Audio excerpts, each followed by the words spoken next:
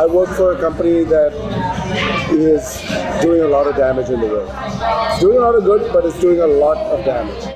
I mean, no king in the history of the world has been the ruler of 2 billion people. But Mark Zuckerberg is. Facebook and Google are no longer companies, they're countries. They must be stopped. The government needs to step in and break up Google and Facebook. It's a better thing for the world. Instagram, Facebook, Messenger, Oculus, WhatsApp, they all need to be separate companies.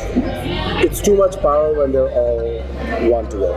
It needs to be broken up the way the telecom companies were broken up and the oil companies were broken up. But better than that, because those guys just came back together pretty soon after that, and I hope we've learned from that. But that's really the one thing, if you said, I would break it up and I would remove Zuck as the CEO. We are starting the straighten up and fly right maneuver, where the spacecraft will jettison the entry balance masses in preparation for parachute deploy and to roll over to give the radar a better look at the ground. Indicate chute deploy.